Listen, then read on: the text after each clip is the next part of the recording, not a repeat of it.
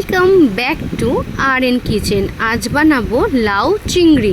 তো প্রথমেই আমি সরু সরু করে লাউটা কেটে নিয়েছি আর চিংড়ি মাছের মধ্যে নুন হলুদ মাখিয়ে নিয়েছি। কড়াইতে সর্ষের তেল গরম হয়ে গেছে, এরপর চিংড়ি মাছগুলো ফ্রাই করে নিলাম।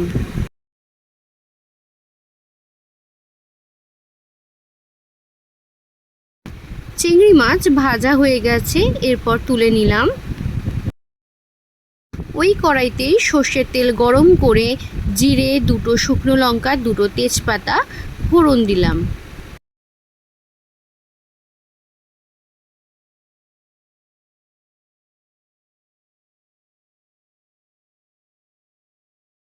হালকা নাড়াচাড়া করে এরপর 1 চামচ আদা বাটা আর 1 চামচ কাঁচা লঙ্কা বাটা দিয়ে দিলাম।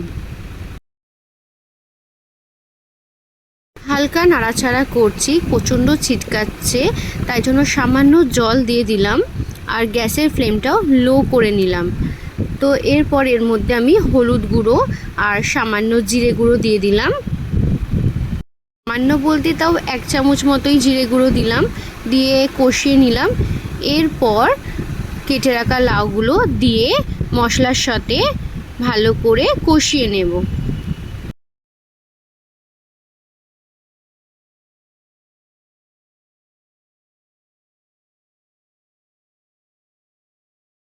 দুটো চেরা কাঁচা লঙ্কা দিয়ে দিলাম।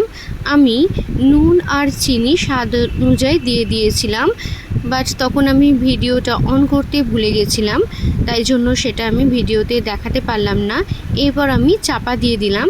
তো ভিডিওতে দেখানোর জন্য শুধুমাত্র আবার নুন চিনি দিলে তরকারিটা নষ্ট হয়ে যাবে, তাই জন্য কিন্তু আমি আর দিইনি।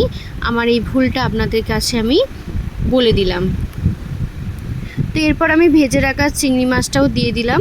এটা একটু চাপা দিয়ে দিয়ে ভালো করে সেদ্ধ করে মজিয়ে মজিয়ে রান্নাটা করতে হবে। এটা কিন্তু জল দিলে হবে না, জল না দিয়ে লাউ থেকে নুন দেওয়ার ফলে যে জলটা বেরাবে সেটাতেই কিন্তু সেদ্ধ হয়ে করবে। ওই জল দেওয়ার ফলে কিন্তু লাউটা অতিরিক্ত গলে যেতে পারে। আবার একটু চাপা দিয়ে দিলাম, দিয়ে আবার কিছুক্ষণ পর খুলে দেখছি এরপর লাউটা একদম সেদ্ধ হয়ে গেছে। আর বেশ কিছুক্ষণ কষিয়ে একদম মাখা মাখা করে নামিয়ে নেব।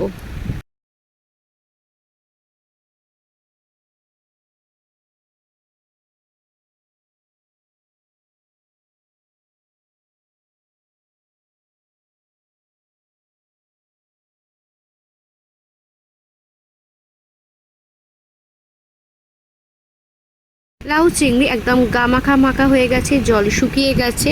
লাউ চিংড়ি একদম রেডি। গরম গরম ভাতের সাথে জাস্ট জমে যাবে। কি সুন্দর যে লাগে এবং গরম গরম ভাতের সাথেই লাউ চিংড়ি খেতে সে বলাই বাহুল্য। যাই হোক, আমার এই রেসিপিগুলো ভালো লাগলে প্লিজ একটা like, comment, share and subscribe করে দিও আমার চ্যানেলটি। পাশে থাকা বেল আইকনটি প্রেস করে দিও সমস্ত রকমের আপডেট ও নোটিফিকেশান পাওয়ার জন্য। আজ এটুকুনি, দেখা হচ্ছে নেক্সট নতুন রেসিপি নিয়ে।